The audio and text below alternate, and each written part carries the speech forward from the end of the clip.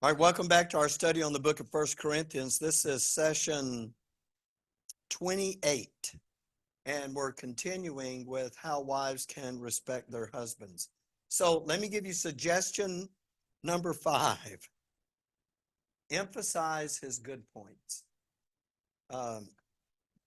Yes. And he'll tell you what they are. Yeah, that's right. He'll tell you what they are.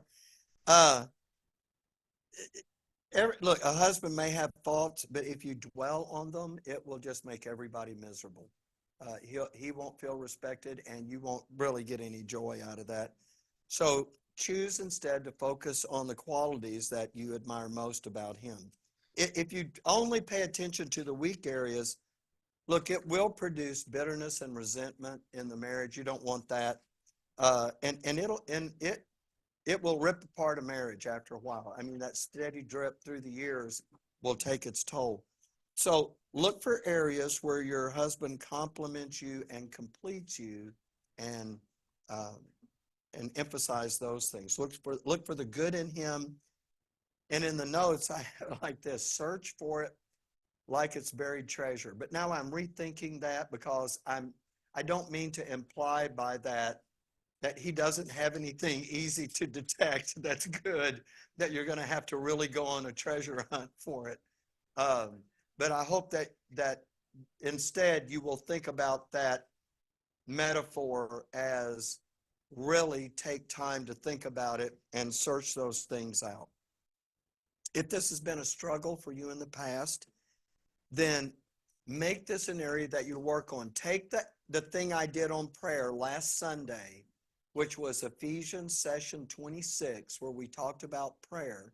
And if this is a hard area, then take that protocol that I put on the board and take the verses that we've used here in this study so far and go to work on that for the next several weeks, so that you can truly begin to change yourself on the inside, so that these things kind of become the default instead of just something, that you're just unaccustomed to. And let me tell you, praise and admiration that is done verbally means a lot. And so be sure and do that. Just say it out loud, and let him know how much you value him. That goes a long ways. Now, some people can get really creative in ways to do that. So if this is out of your wheelhouse, then I get it. Men are kind of the same way. Some men are really good at being creative and showing ways that they love their husband. Other guys love their wives just as much. That's just not the way they express it. They're more straightforward with it. There's not anything wrong with that. So if you're a wife that you can get really creative, then do that. And I'm a little reluctant to give you an example of that, because I'm not telling you to do this, but you know what? Some gals are creative. You know what? Some gals can write poetry. And you know what? Write a poem together like that, and then say, you know what? Let me read this to you, and express how you feel in that. And if you're creative, you can certainly do that. Some folks can write a song. Aaron was saying beforehand, he went to the songwriting seminar in Ireland. So, you know what? Go to Ireland, learn how to write a song, and then you can do that. All right. Or you can do it simpler, of course. Write a note and don't hand it to him. Leave it somewhere where you know he'll find it, and let that kind of be the surprise that way. Number 6, pray for your husband. I would say pray for him every day. I think it'll transform him, but I also think it will transform you. And I'm not talking about telling God all the things that you're unhappy with, or his failings or shortcomings. I'm talking about talking to the Lord on his behalf. And if you don't know what really you could pray for him about, then ask him. Just sit down and have a conversation. It doesn't have to be long. And just say, I want to pray for you every day. Give me a few things that are really important in your life, and let me pray with you. And so maybe there's something that's, in his mind and he shares that with you, and you can help share that burden.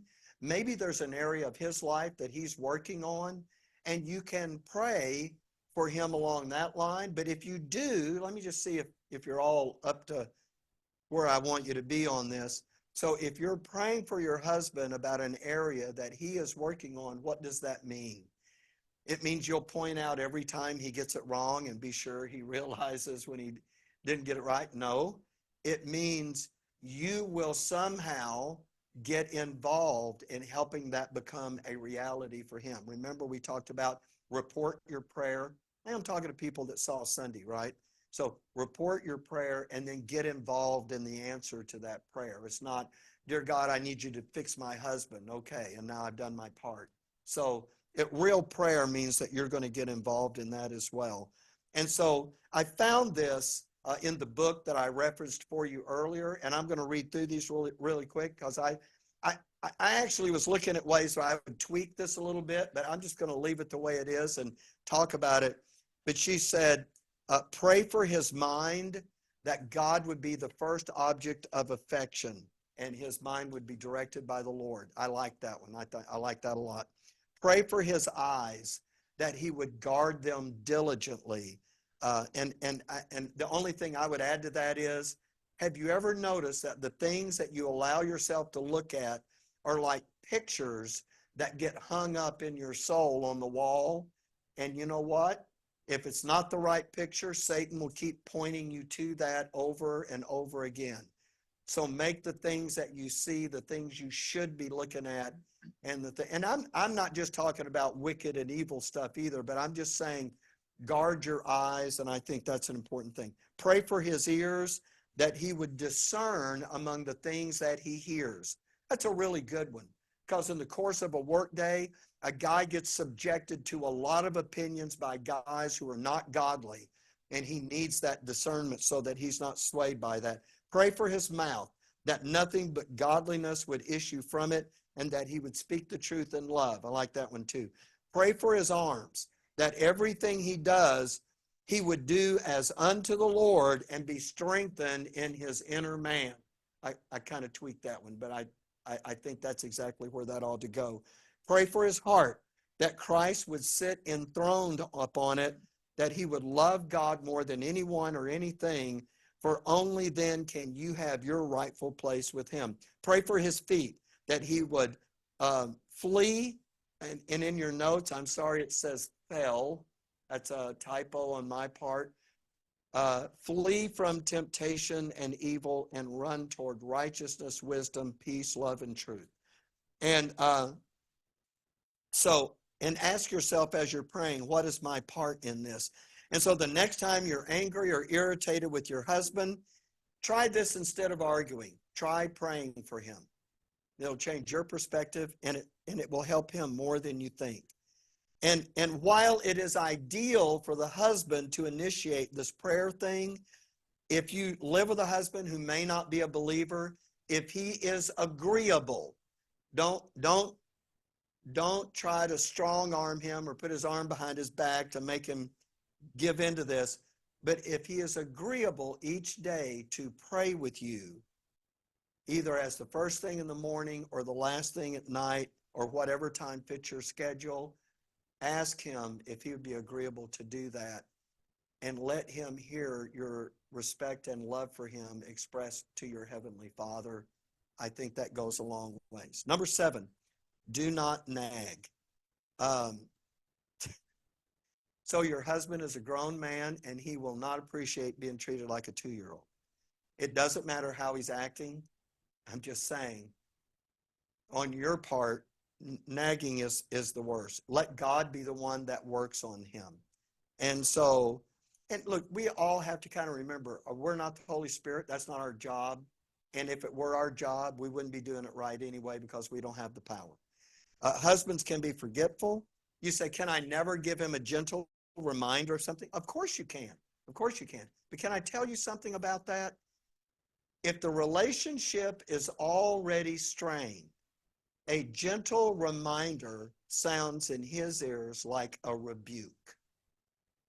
The better all of this begins to work, and he begins to feel respected, the easier it will be for him to take that gentle reminder in the way it was intended.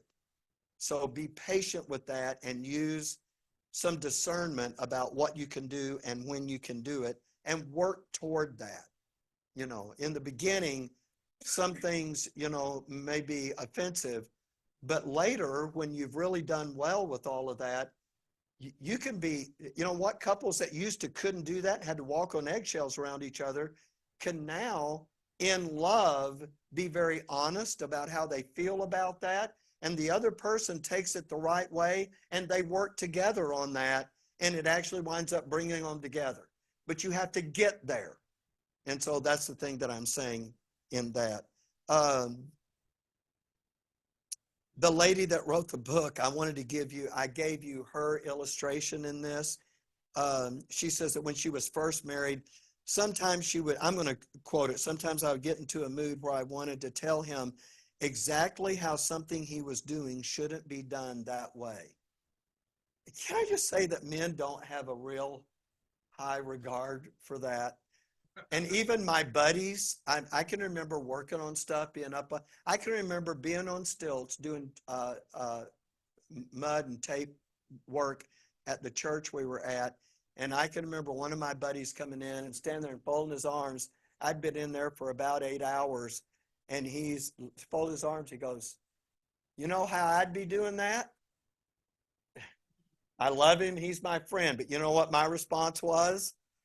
"Why don't you put on a pair of stilts and do it?"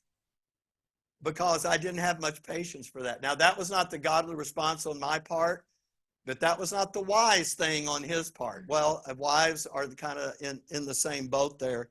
So she said, I wanted to tell him that something he was doing shouldn't be done that way. And she said, and I didn't do it in a calm, collected, you might consider trying it this way tone of voice, but in a high-strung, insistent, my way is the only way tone of voice. So she continues, that never went over very well. Although my husband had a brilliant way of dealing with me during those times. He would simply say, "You are so sweet." He'd give me a kiss and change the subject. We were married years before I realized that "you're so sweet" was his secret code for "you are such a nag." And I'm going to give you a verse for this because you think stuff like that's not in the Bible, right? Let me just show you this one. If you remember the Judges and you remember Samson, you also remember his girlfriend, right? And here's what the Bible says about that. And it came to pass when she pressed him daily with her words and urged him. You know what this is about, right? Where does your strength come from? So that his soul was vexed unto death. Samson was not responding well to that. And you know what? She wears him down, right?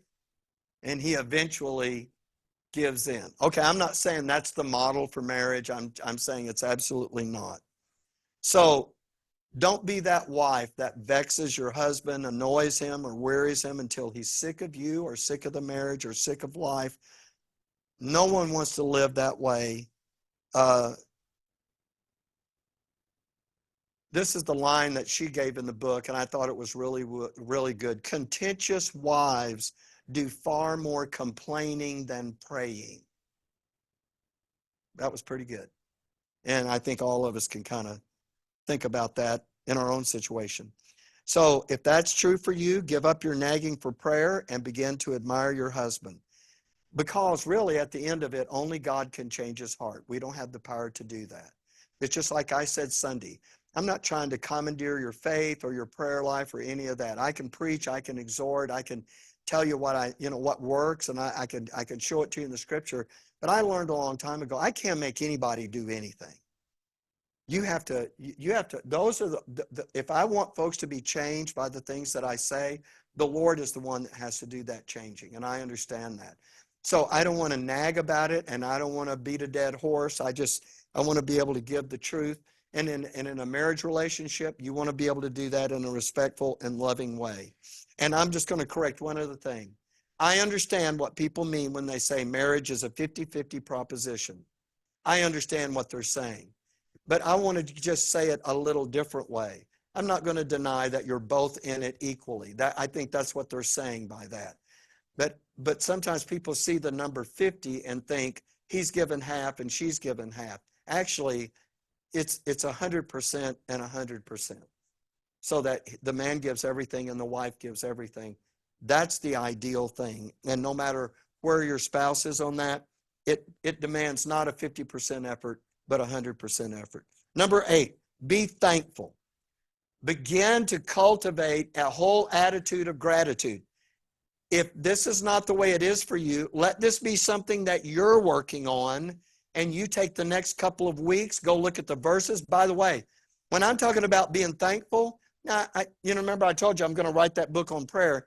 But look, let me just tell you something. In my research for that, almost every single time you find something in the scripture about Paul admonishing them to prayer or asking them for prayer or telling them he's praying or anything to do with prayer in Paul's epistles, you'll be hard-pressed to find one single example where the issue is prayer and he hasn't told you to be thankful. Thankfulness goes hand in hand with prayer. Now, I did learn that a long time ago, and just as the way I pray, and it doesn't mean anything to me until someone says something about it, but there's 2 things I say to the Lord every time I pray, and it creeps into my public prayer too. And if you hear me on Sunday mornings, you'll hear me say it, and I'm not trying to impress anybody. The first thing I always tell the Lord is how much I love him. I truly love him. I do. I say it when no one is listening and no one is around. And I usually start off by saying, Father, I love you. And sometimes I say, and I want to learn to love you more. But I love you with all of my heart. You know what the second thing that comes out of my mouth is?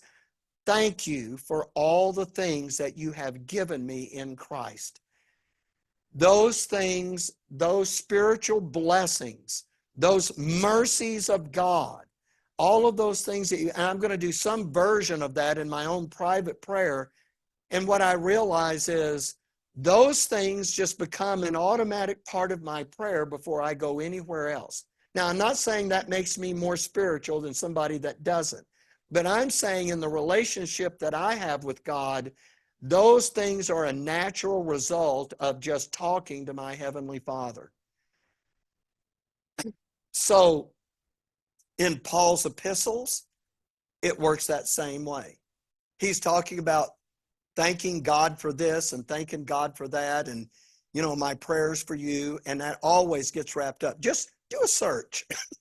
If you've got a Bible software and you can do that, just look up all the prayers and see that all of them are accompanied by thanksgiving. So that's the point.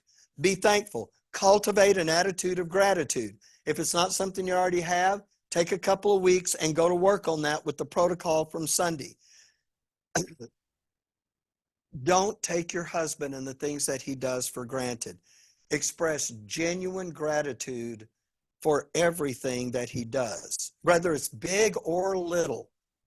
And just kind of make that a habit. Always say thank you.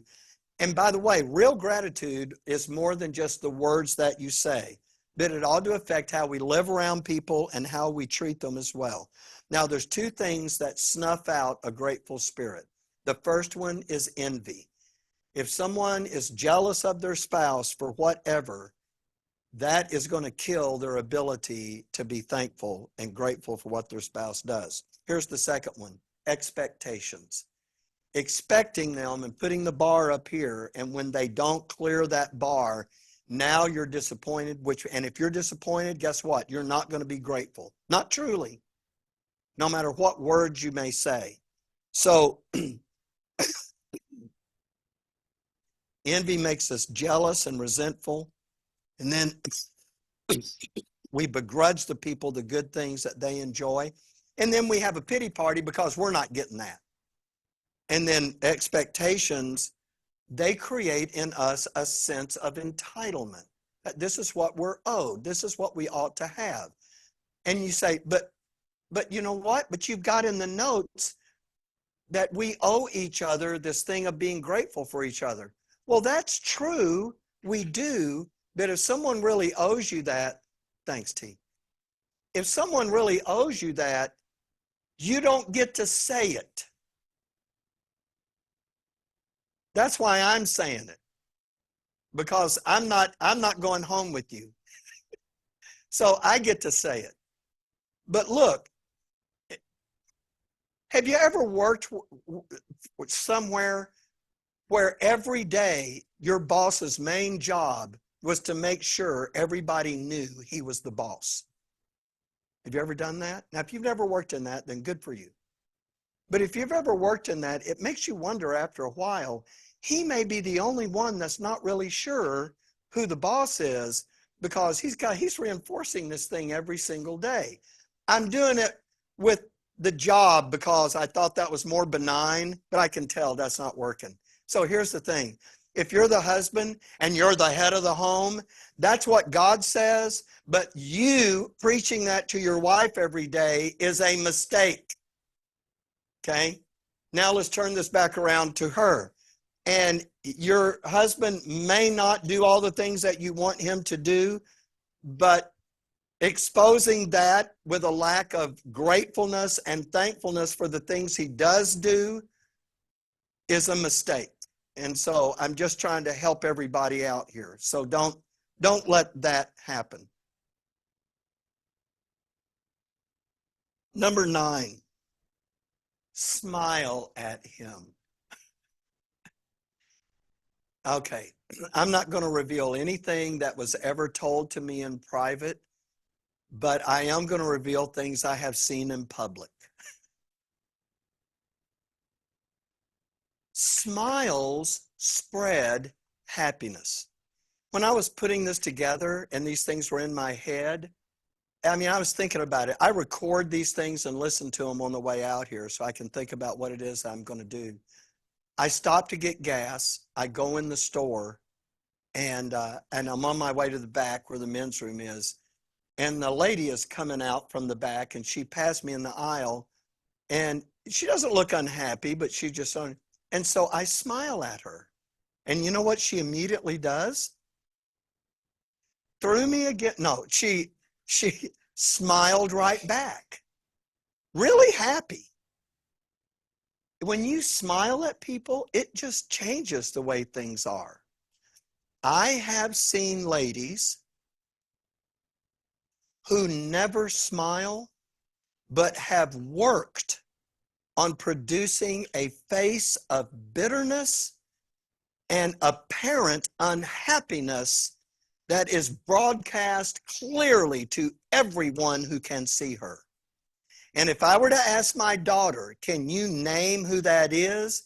I guarantee you she could spew out the name. I'm not going to ask her because that is not the thing to do.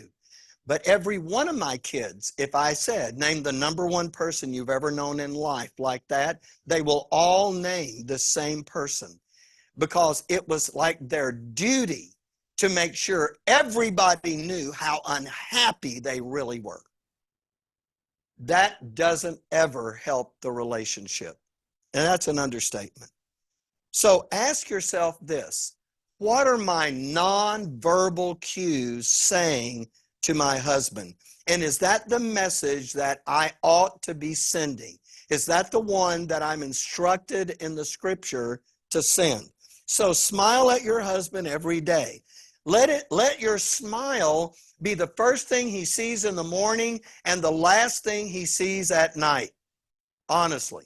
Number 10, respond physically. Let's say that your husband sneaks up from behind and puts his arms around you and squeezes you. Now, again, I'm going to blame this on the book. This came right out of her book. This is great. So she says, what do you do? A, do you tense up? B, do you bark at him to get off? C, do you try to get away? Or D, do you turn around and squeeze back? I have to tell you, those four kind of surprised me because I was thinking, as soon as I started reading it, my mind started going, okay, well, here's an option, here's an option, here's an option. I didn't see that last one. I just didn't expect her to say it, but she did. Okay. And I like it. I mean, I think it was the right one. So the way you respond or don't respond to your spouse's romantic gestures have a real effect on his self-confidence. There's nothing worse than a guy that went to some effort, not just sneaking up behind, putting his arms around you, but went to some effort to try to make a gesture here that's a little romantic, and for that to be turned into nothing, that kills that dead in its tracks. And if ladies, if you just knew that thing drops dead in a moment, it gets buried and a concrete slab gets poured right over the top of it. And resurrecting that is going to be nigh on to impossible. Be enthusiastic with his responses. Now, look, I've done some things that I thought were a little bit romantic. And you know what? Billy always acted like they were great. Later, I look back and I go, was it really that great? Because she sure acted like it was. Now, to her, it may have been. And even if it wasn't as great as I interpreted it, you know what? The impression I got from her is that it was really good and she appreciated the effort. And that really does have me. That's a way you can respect your husband. Make sure that he knows that he is loved and respected. Look, in this one right here, there are theoretical alternatives to taking care of every other need that your husband has. You can carry all of his clothes to the laundry and someone else can do his clothes. Someone else can cook. He can go out to eat every meal and someone else can cook. You can hire someone to come into the house and clean the house. But the one thing he can't farm out to anybody else is the physical intimacy that God intends for him to have with his wife. And he can't do that with anybody else. And he shouldn't. And by the way, even if he doesn't, that's not an excuse for him to farm that out. But you understand what I'm saying. So, you know what? You don't get, if you my wife never hugs. You don't get to go hug somebody else at the office. You don't get to do that. So I'm just saying this one is important because someone else can do almost everything else he needs, not this. This is reserved for the wife. Number 11, eyes only for him. Now, other than the obvious way that I mean that, I want to add another thought to this. Marriage not only changes the way we relate to our family, and when I'm saying that, I'm saying when you get married, you're no longer under the authority of your parents there. You get married, you start your own home. Now you're the adult and you're the authorities in your own home. So it not only changes the way we relate to our family, but it should also alter the way we carry out our friendships. So I want to be really clear about this one, okay? So as a couple, and you have friends that are other couples, that is great, okay? But if you're a single guy and you have friendships with single girls, when you get married, those friendships, the time you spend with them should be altered to where it's at least now you as a couple with someone of the opposite sex. So, and you just might as well, look, if you say, I'm not willing to do that, then don't get married. Because if you're not willing to make that kind of a commitment, look, if a guy gets married, he should not, look, you just have to be, does everybody get what I'm saying? Here's a guy, he's single. Here's a gal at work, she's single. But he winds up getting married to someone. I don't think it's wise for him to go to lunch with her alone. I just don't think that's what you said. Well, that doesn't mean something's going to happen. No, but you are really putting yourself in a position that Satan can take advantage of that. Even if he doesn't take advantage of it, the appearance of that is not great. And so I just think that is a mistake. I'm telling you what I think is true about that. And that's the point I'm trying to make here, that if you're a wife and you have an old boyfriend, I don't think going out with your old boyfriend in an innocent date, not date, you wouldn't say it was a date, would you? If you did, I have a different sermon for you. So, but, we're going to go out and we're going to do that. I just don't think that's wise. I think all of that changes. And I think the proper response, if you get that invitation, is, you know what, my husband and I would be glad to join you for lunch. And if he says, well, I really wasn't thinking about your husband, I would be wondering why not. And I would draw the line there. So the point I'm making here about eyes only for him is that some of those friendships are going to have to change in their deportment. Okay. So, and why? So that there is no ambiguity about the commitment to your marriage. You don't want to leave that door open. Okay. So assure your husband that he has your whole heart. Affirm and admire him every chance you get. And having eyes for your husband really does begin with your eyes and with your heart and with your mind. Okay, number 12. Kiss him goodbye. I mean, as soon as I say that, I'm thinking, okay, I'm done with you, sucker. That's not what I mean. Kiss him goodbye. Look, I don't think it ought to be limited to goodbyes, okay? She's going to the hairdresser, or she's going to the grocery store, or you're going somewhere. I mean, I do think that goodbye kiss is great, okay? But I think wives should make a habit of kissing their husband so often that he would begin to consider it one of the best things in his life. And if he didn't have it, he would miss it. There was a study done in Germany that indicated, I didn't do the study, so here it is. Men whose wives kissed them goodbye every morning as they went off to work were more successful than the men who did not get kissed goodbye by their wives. Now you say, that's got to be anecdotal. That's not really. Okay, I'll give you that. But can I just say, if you're in that kind of a relationship where there's that kind of intimacy and that kind of thing going on, this is a pretty happy and contented guy. And here's what I know.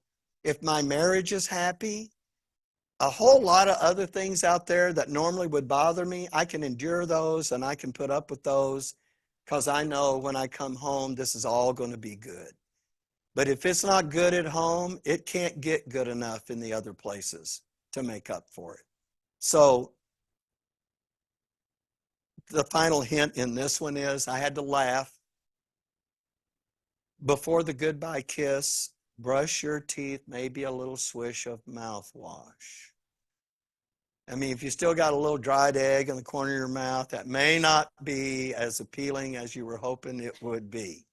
So if you're the one leaving for the day, go seek him out before you go. Tell him you're leaving, and this is her words, and plant one on him. I thought that was pretty good. Why? Because you want him thinking about you long after you've gone out the door. Okay. I know, and I'm right, I'm looking at the clock. I've had a feeling that about this point we'd be running out of time. So I'm going to finish the list with very little comment, but I think this group is certainly going to get it. So number 13, feed him his favorites. If you know there's something he enjoys, then do that. And it doesn't have to be you cooking, okay? I mean, think of this one. You know, I'm just going to make it up, okay? You know he likes Texas Roadhouse. You know he loves it. He loves to go and get that ribeye and, and all the fixings. You know it. But anytime you're getting ready to go out to eat, here's how it'll go. Where do you want to go? Wherever you want to go, doesn't matter to me. He takes that and says, how about we go to Texas Roadhouse? She goes, I hate Texas Roadhouse. Do you know how many times that conversation goes on? A lot. If you know he likes it, look, if you say, I didn't want to go there, then you should say something. And some ladies do. Where'd you like to go, honey? Anywhere but Texas Roadhouse. You know what? We can't smile. We can't decide to have a good attitude. We can't decide. Now, I'm just going to be honest with you. Back after I had the stroke and I learned that I had heart disease, I found a cardiologist that told me I was going to have to make some serious lifestyle changes if I was going to reverse that heart disease. Something, by the way, my other cardiologist thought was not possible. So I thought, you know what? I'm going to do this.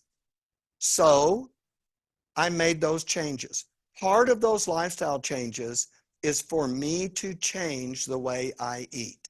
I'm not interested in telling everybody about that. I don't bring this up here or at Sunday for the purpose of telling anybody about that. But when people come in and visit and they say, we came over here and we're so excited to visit, but we know Texas is famous for barbecue and we want to eat barbecue. Now, I'm just going to tell you, barbecue is not on my diet. But do you know what I do? I immediately go into a story about how eating barbecue will instantly kill me. And if we were to go eat barbecue, they would be responsible for my untimely demise. No, we just go eat barbecue. If somebody comes in and says, you know what, I want to eat at the best Mexican restaurant you guys have out here. And I know what I'm supposed to stay away from. But you know what? I don't have that conversation. Am I lying about that? No. If that's what they're doing, I'm not going to go anywhere except where the food tastes good. I'll go there. Okay. No, that's not it. I'm just going to do it. It's okay. Because most of my life, I get to do what I'm supposed to do. And that occasional time is not going to reverse all of that or put me right back where I was. By the way, I didn't get there overnight. It took me decades to build up that blockage in my arteries. That didn't happen in a meal. So all I'm saying to you is, it's okay. I mean, it's okay to eat somewhere you may not. Here's what, all right, I'll give you this last illustration. The folks across the street from me got married recently. Now, they had been together for a long time. They're sweet folks. They just never had a ceremony. They have 5 kids. And now they come over to the house and say, we want to get married and we want you to be at the wedding. And I go, great. And so I say, I'm in. In fact, that's why I couldn't come to your wedding, because they had asked me first, and it happened to be the very day that Tannen said, are you obligated on this day? And I said, yeah. He said, okay, we'll do it that day. No, okay. So I'm up there. And so he says to me, I know that you eat differently. What can we fix for you at the reception? And here's what I said. You just have what you're going to have for everybody, and I'll just make do. It'll be fine. And he went, okay. I mean, that's really the answer, isn't it? So we did that. So when the day of the wedding came and we went to the reception, I didn't realize this was happening. Everybody else has had, by the way, I love barbecue. I know everybody heard me say that a while ago, and now you're having doubts about my sanity. Of course I love barbecue. But they're having barbecue, and he knows that there's something about that. He don't know exactly what I'm doing, but he knows there's something. So I'm sitting at a table with some other folks. Some of those are teachers in the school there in Imperial that I know. And he comes over and he brings this plate, and it's got baked salmon with all the trimmings. And he brings that over and he sets it in front of me. And the other people at the table are going like, wow, we've got salmon. He went, no, just him. Well, and then they're looking at me like, well, what's wrong with us? And I thought, hey, what can I say? Okay, never mind. Okay, so now all I'm saying is I could have said, hey, I can't eat. Don't worry. I'm just not going to eat anything. Is it okay to just go where you don't necessarily love to go because you know someone else, like your spouse, really loves it there?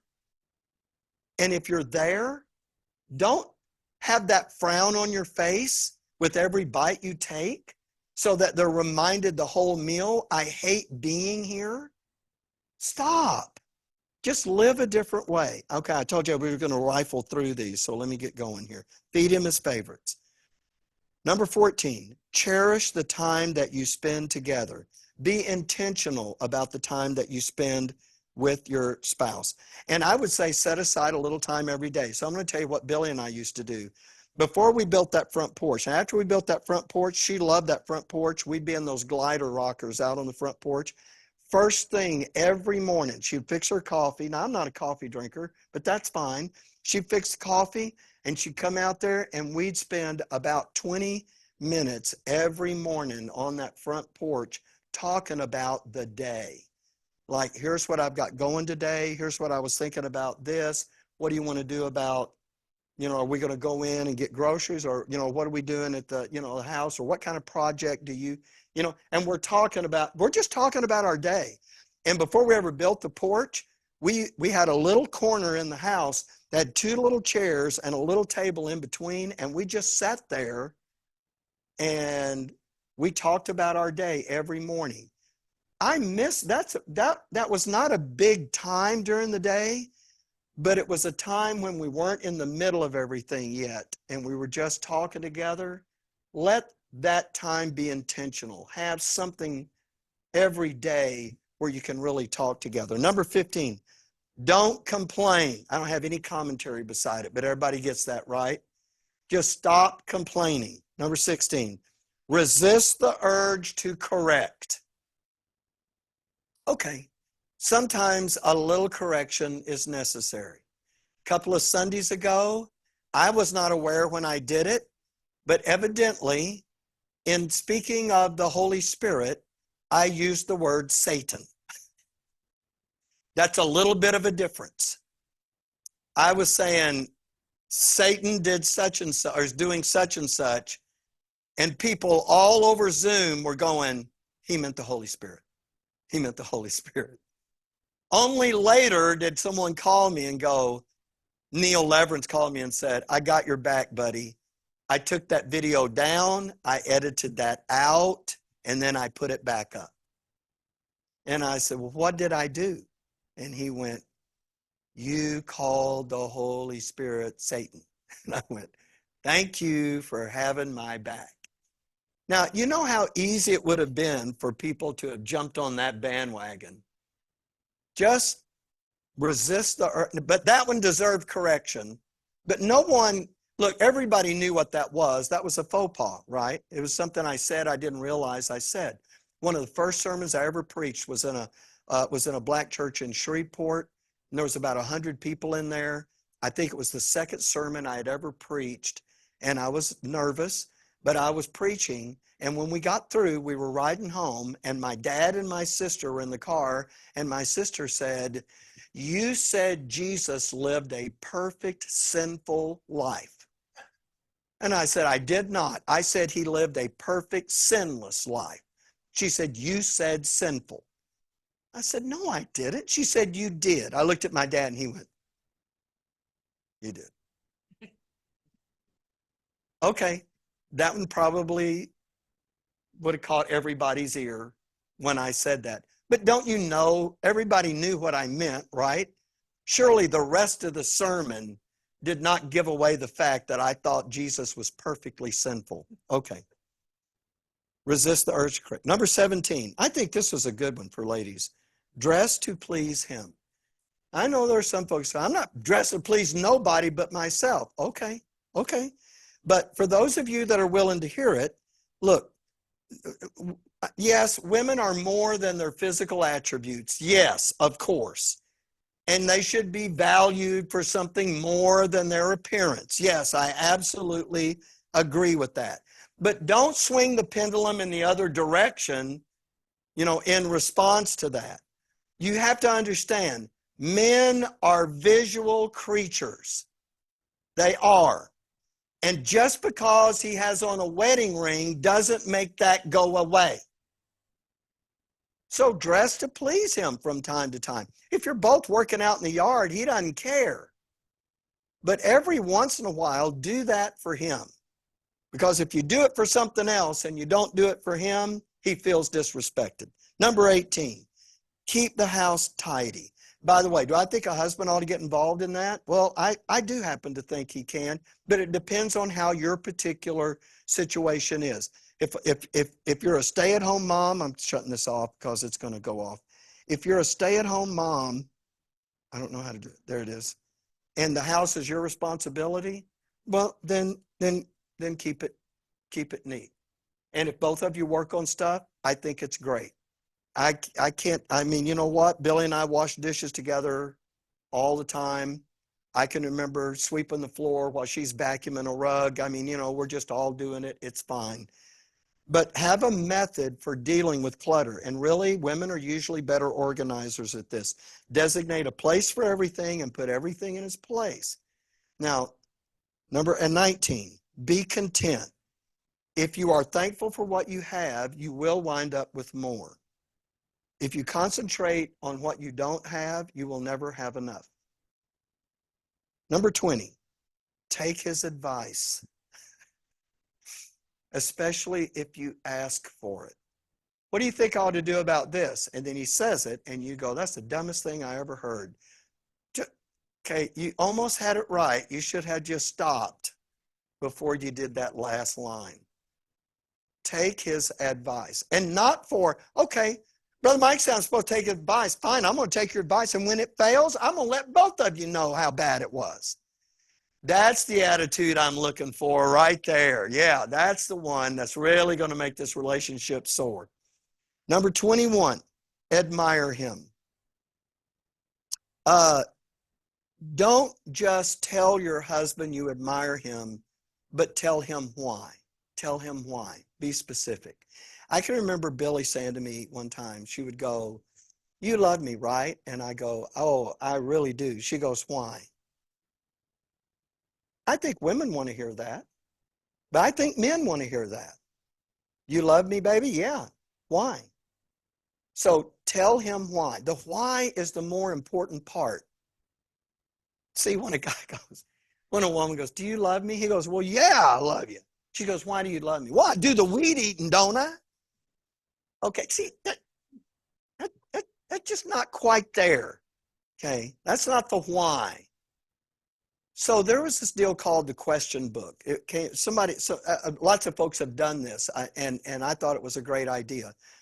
That you get this book and it has a question. Both of you have a copy of the book, and then you do one question a week, and you both write your answers in the blanks. And at the end of the week, you just have a time together for about 30 minutes, just the two, and you read each other's answers to the questions. And if a guy is smart, he will get a lot of insight about his wife that otherwise he might not have gotten. So it'd be some of those, they're not all spiritual questions, and they're not all difficult questions or heart-wrenching. Some of them are deep, but most of them are not. Let me give you a question here. If someone were to say to you, if you could go anywhere in the world and spend 2 weeks, where would you go and why? The where is an answer, but the real answer is in the why. So let me just make up a story. So if I were to say to Aaron, if you could go anywhere in the world and spend 2 weeks and money was no object, where would you go and why? If he says, like he just got back from Ireland, if he said, I'd go to Ireland, what I really want to hear is why. And if he goes, well, because my ancestors are from Ireland, and I'm just making up a story here, but my ancestors are from Ireland, and I wanted to go back and kind of see where our people, you know what I realized then? He has a family connection there. That's why that means something to him. And that means when you're getting ready to think of a gift or you're getting ready to think of something that would be a pleasant surprise, you would have that information in your head, right? So it would have meaning. It would be more than I just did something, I actually thought about this in reference.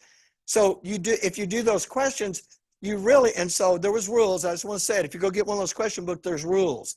So what happens is when she's reading her answer, I want to go to Australia because I want to chase kangaroos and, and she's doing all of that. The guy doesn't get to go, well, that's just crazy. Who wants to do? No, you don't get to do that. It's their answer. You have to hear their answer, and then you can read your stupid answer. And they don't get to interrupt you. No, so you need to sneak into her book before the end of the week. Okay. Okay. A really smart guy. Okay. So, yeah, but I mean, you know what? All I'm saying is I'm trying to pick up this thing here. The why is the important part. So in the question book, the why was the important part. If you tell your husband, you can say, I really admire you. Don't stop there. Because he may be thinking, for what? And he's not sure.